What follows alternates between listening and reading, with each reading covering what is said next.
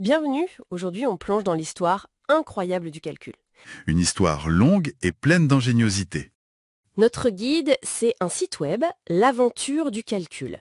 Il retrace tout ça, de la Mésopotamie à nos jours en gros. Exactement. Et l'idée, c'est de voir comment on est passé des premières méthodes pour compter aux machines complexes. Le site découpe ça en grandes étapes, pas juste une ligne du temps. On commence par représenter les quantités, avant même les chiffres. C'est ça. Et là, le site parle des calculis, des petits objets en argile surtout. Pas juste des cailloux donc. Non, justement. C'est que différentes formes, différentes tailles, ça représentait différentes valeurs ou types de biens. Une sorte de comptabilité en 3D en fait. C'est un peu l'idée, oui. Des jetons tangibles pour gérer les stocks, les échanges. Bien avant l'écriture des nombres elle-même. Une première abstraction matérielle. D'accord. Et après ces jetons vient l'écriture des nombres. Comment le site raconte cette transition? Alors il explique bien les deux grandes approches. D'abord les systèmes additifs. Pensez aux chiffres romains. IVX, facile au début. Et l'autre approche? C'est le grand saut. Les systèmes positionnels, comme le nôtre. L'idée géniale qu'un 2 par exemple, il peut valoir 2 ou 20 ou 200. Donc, on sait écrire les nombres. Maintenant, comment on calcule avec?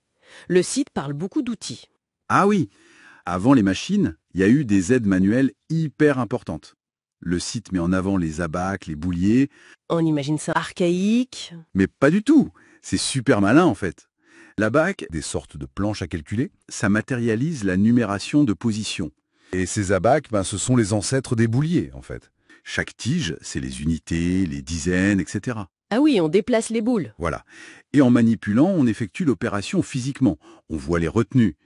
Et après la bac, vient le calcul à la plume, comme on dit. C'est ça, rendu possible par le système positionnel et le zéro. Ce qui m'a marqué, c'est l'arrivée en Europe de la numération de position. Ce système où la place du chiffre change sa valeur. Le 1 dans 10, c'est pas le même que dans 100. Et avec ça, les chiffres indo-arabes, ceux qu'on utilise tous les jours. Et le truc fou, apparemment les méthodes, les algorithmes pour poser une multiplication, par exemple, on les connaissait déjà au 9e siècle. Ça paraît tellement plus pratique que les jetons. Mais l'efficacité, elle est indéniable. Cette combinaison numération de position et algorithme, ça a rendu le calcul écrit beaucoup plus puissant. D'accord. Mais même avec un bon algorithme, il faut quand même le connaître. Et puis se souvenir de ces tables de multiplication. J'imagine que tout le monde n'était pas un champion de la mémorisation. Non, évidemment.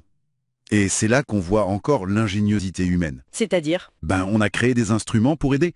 Prends les bâtons de Neper, par exemple. Ah oui, j'ai vu ça. C'est une astuce géniale. Hmm. Ça permet de transformer des multiplications compliquées en simples additions. Très pratique si tu avais un trou de mémoire sur tes tables. Ingénieux. Ça montre bien cette tendance à simplifier pour soulager l'effort mental.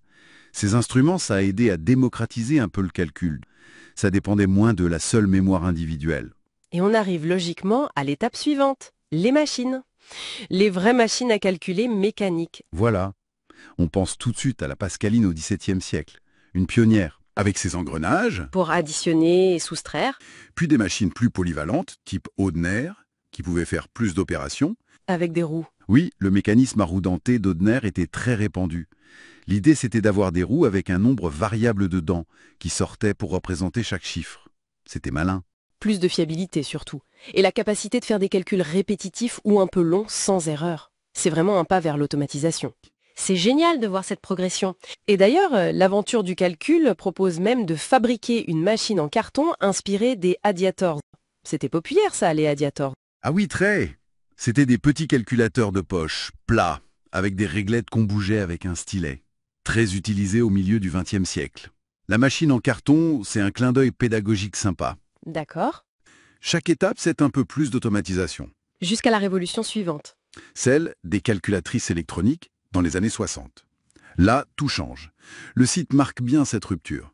La puissance de calcul devient instantanée presque. Ça a complètement changé notre rapport aux opérations. Donc, si on essaye de résumer ce parcours, guidé par le site, on part de jetons concrets, on invente l'écriture des nombres, notamment positionnels, Oui. puis on crée des outils, la bac, les instruments, puis les machines mécaniques, et enfin l'électronique. C'est ça l'aventure. C'est une très bonne synthèse de cette aventure, oui.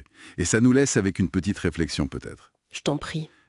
Aujourd'hui, on a des outils de calcul tellement abstraits, tellement puissants, on oublie facilement toute l'histoire matérielle, conceptuelle qu'il y a derrière. Ce site nous la rappelle. C'est vrai.